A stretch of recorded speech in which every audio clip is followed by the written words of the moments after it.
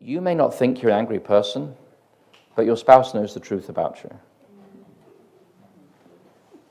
People may think they have righteous indignation, but the spouse knows the truth about who you really are. So you may think that I don't suffer from anger. As a general rule, let other people around you give that answer.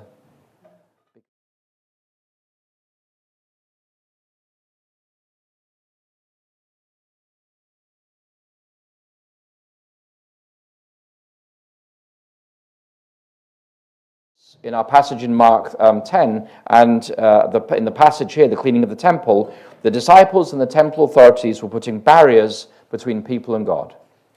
And that is what made Jesus upset. When his people put barriers so that people find it hard to access God, when people are held away from the presence of the living God, Jesus' anger was a righteous indignation that had nothing to do with personal hurt, love of self, or wounded ambition. That's the kind of model we find in Scripture for righteous indignation. And before you indulge in righteous indignation, I'd encourage you to ask yourself, what's really motivating this? Am I being motivated because this is my friend who's been slighted? Or am I motivated, if this were happening to my enemy, would I still have the same emotional response?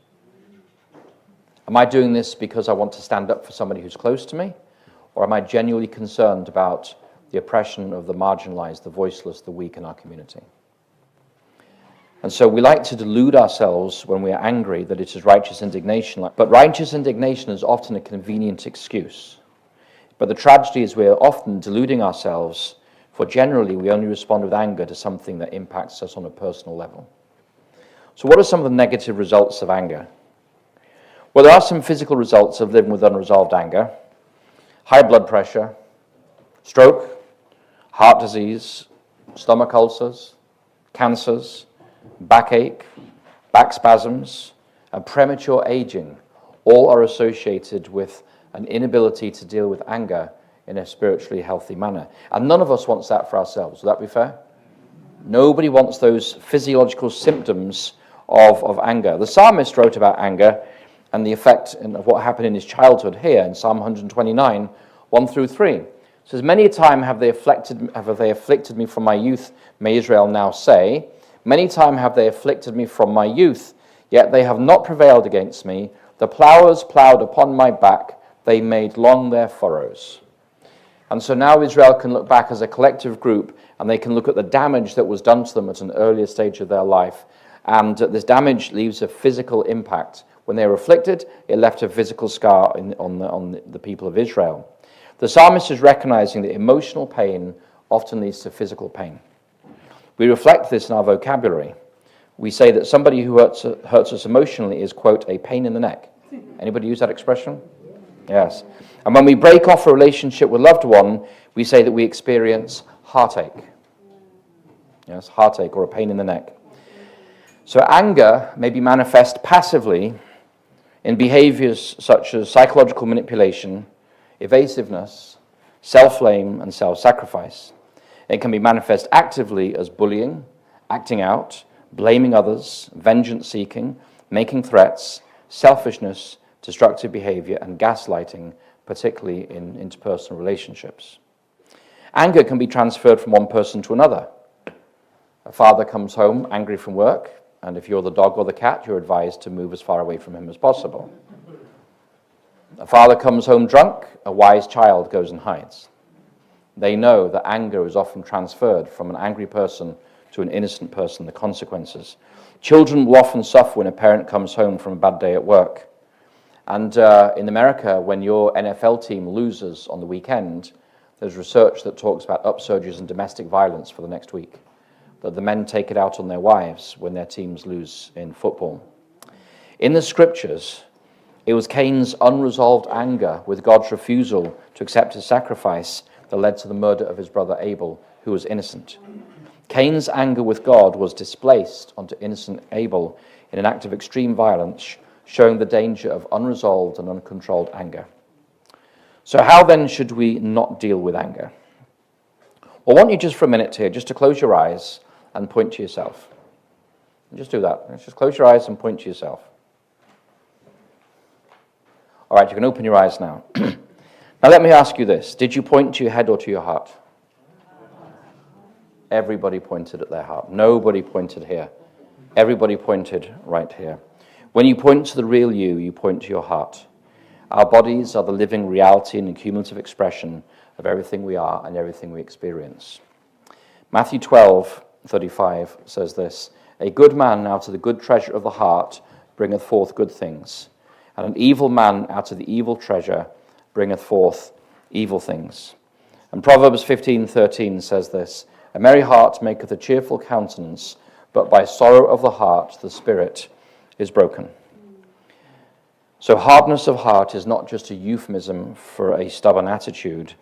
A refusal to deal with anger leads physically to a diseased heart and emotionally to broken relationships. And emotions such as anger do not simply die with the passing of time. Emotions such as anger seek a resolution and expression, precisely because they are emotions. When we refuse to acknowledge our anger or deal with our anger, we're simply burying a living emotion, but it's still there. When we bury our anger, the tension is turned inward rather than outward.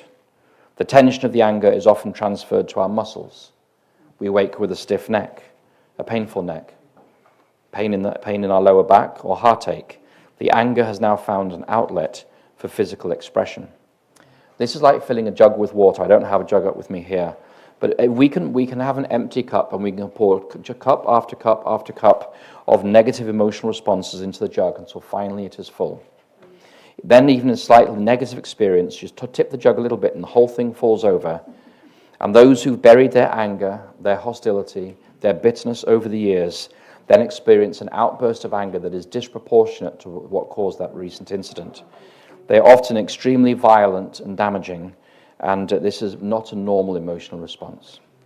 So in the US military, they find various ways to help soldiers cope with PTSD and the anger that goes with PTSD. And I was chatting with a very famous colonel. He wrote some books on this topic, actually. We had lunch together a couple of years ago, and he was explaining to me how in the US military, they help soldiers overcome PTSD. And he said, what we do is we recognize there is a relationship, there's a trigger, that's the story, and then there's a trigger is related to a neural pathway to a negative emotion in your brain, in the memory banks. And so when you, for instance, hear a car backfiring, the brain thinks it's a rifle going off, and immediately you fall to the ground because you think you're being shot at. And so soldiers coming home from war have these triggers, and then they have these very negative emotional responses. And oftentimes the soldiers, their trained response is if they're in patrol in an Iraqi city, for instance, something goes off and they're trained to respond in an aggressive manner. And when they come home, they have those same triggers and they respond immediately in an aggressive manner. We should now acquaint ourselves with God by proving His promises. Angels record every prayer that is earnest and sincere. We should rather dispense with selfish gratifications than neglect communion with God. The deepest poverty, the greatest self-denial, with His approval, is better than riches, honors, ease, and friendship without it. We must take time to pray. If we allow our minds to be absorbed by worldly interests, the Lord may give us time by removing from us our idols of gold, of houses, or of fertile lands. So how does the US Army deal with this? Well, he was explaining to me how they deal with it. He said, well, we want to break the neural pathway between the trigger and the memory. And how do you do that? He said, well, we put a soldier in front of a TV screen, a computer screen, and you know those old screensavers had a ball bouncing around on it? It just kind of bounces at random. We say to the soldiers, tell your story repeatedly of what happened on that patrol, the explosion, the killing, the loss of your teammate, etc., etc. Tell your story repeatedly while with your brain and your eyes, you're following the ball around the screen. And what you're doing is, as you first tell the story, you have a very negative emotional response.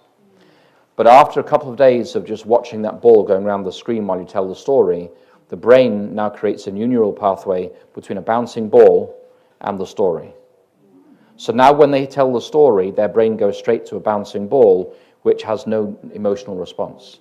So that way they can cure the symptoms of PTSD, but those negative emotions are still in the memory banks. They're not dealing with the underlying cause, which is transforming the thinking and transforming those memories so they can be understood in a positive way rather than experienced in a negative way.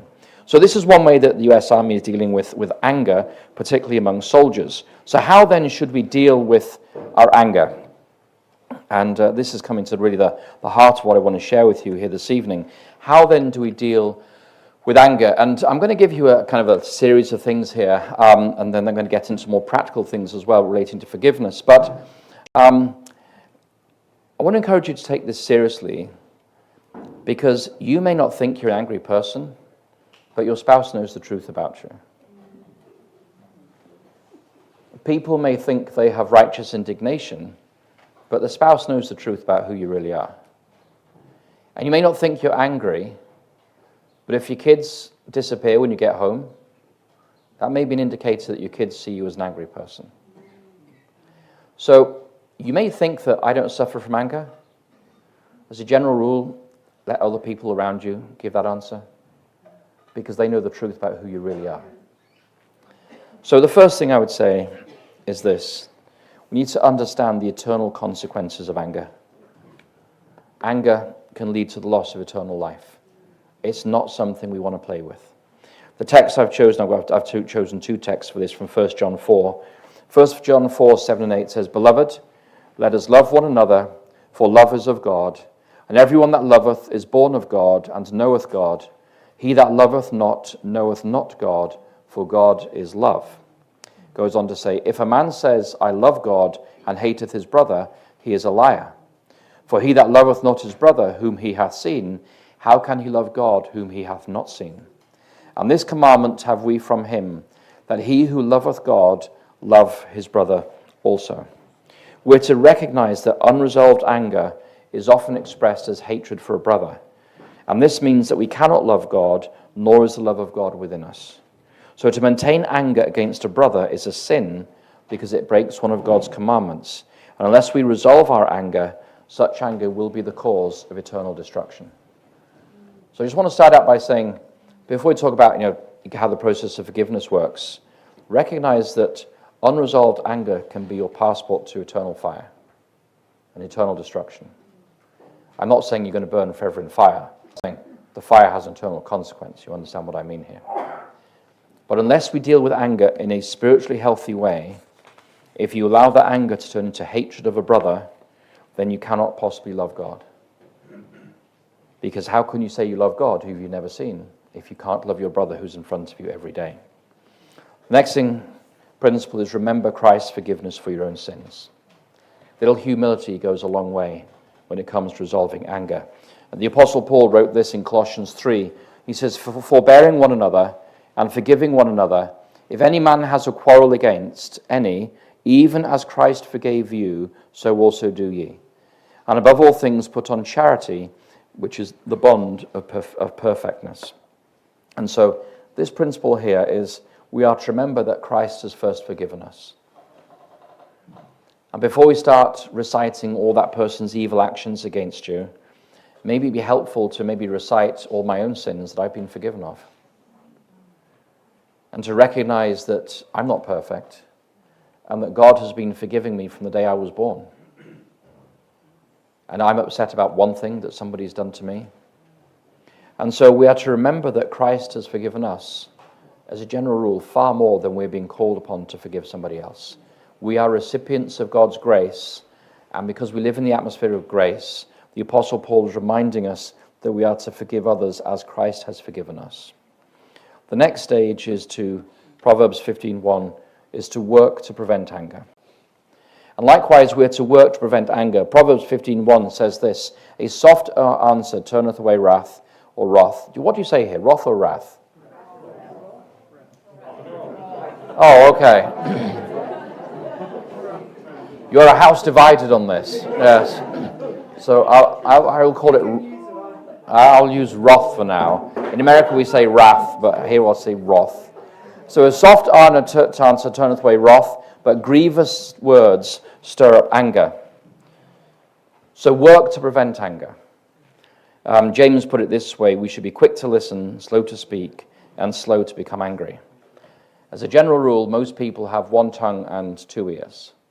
It's a good indication of what percentage of time is spent listening and what percentage of time is spent speaking.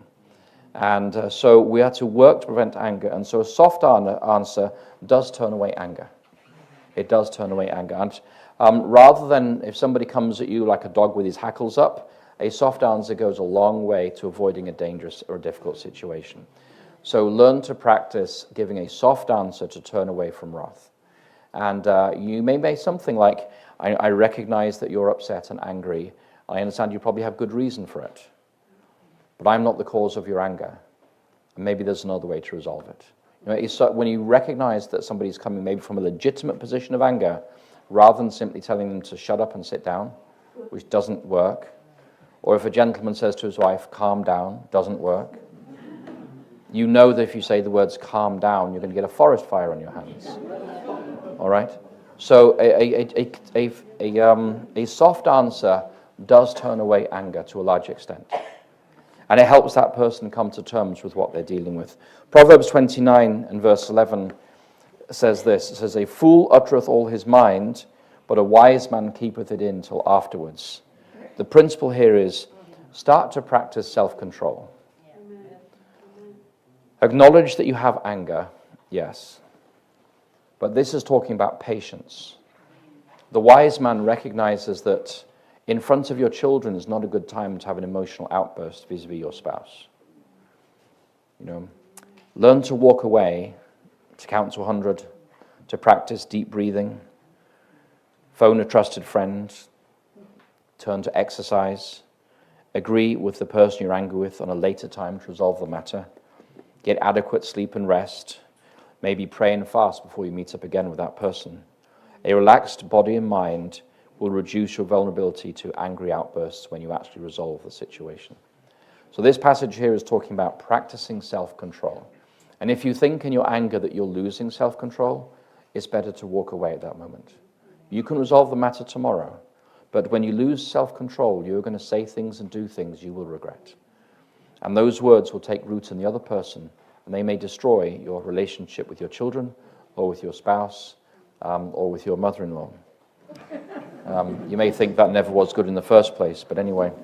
The next principle is this. Deal with your anger quickly. We read about this earlier on in our evening here. Be angry and sin not. Let not the sun go down on your wrath. So deal with anger quickly. So I'm not saying deal with it in the next 30 seconds, but recognize when you have anger that you are angry, but seek to control it and seek to deal with the cause of your anger as soon as possible. Don't let that anger become your constant companion. It will poison the rest of your day or your week.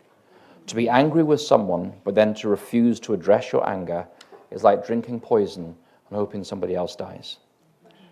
So learn to deal with your anger in as speedy manner as possible. And not just with the emotions, but try and go to the underlying cause of what's causing the frustration. Colossians 3:8 is our next verse. It says, but now you also must put off all these, anger, wrath, malice, blasphemy, filthy communication out of your mouth. And the point about this is to avoid angry talk. Recognize that you have anger, but anger, wrath, malice, slander, and abusive language, all of these are spoken, and all of them are sinful. We are to consciously avoid sins in our lives. So how do we do this? Avoid pity parties. You know there is somebody in your life, and when you speak with them, the conversation inevitably goes downhill. Do you have that kind of person in your life? You start talking, and within a couple of minutes, you're just saying everything is rotten in this world, or you're attacking somebody else. That is not somebody you want in your life. You want somebody whose speech is noble, who's going to speak graciously, and somebody who may seek the benefits and give the other people the benefits of the doubt. So avoid people or groups whose conversation is characterized by unresolved anger towards their brothers, and seek the company of those whose conversation is Christ-like, gracious, and forgiving. One of the hardest things to do is this passage here, giving your anger over to God. When you give your anger over to God, you're recognizing that a wrong has been done, but you're going to give it over to God for Him to take care of. When we give things over to God for Him to take care of, we recognize that only He knows the motions and motives of the heart. and he is the only just judge, and he will deal with it in a just way. And so Romans 12, verse 9, it's a very famous passage, 19 through 21 says, "Dearly beloved, avenge not yourselves, but rather give place unto wrath, for it is written, Vengeance is mine, I will repay, saith the Lord. Therefore, if thine enemy hunger, feed him. If he thirst, give him drink. For in so doing thou shalt heap coals of fire on his head. Be not overcome of evil, but overcome evil with good." The commission of a known sin silences the witnessing voice of the Spirit and separates the soul from God.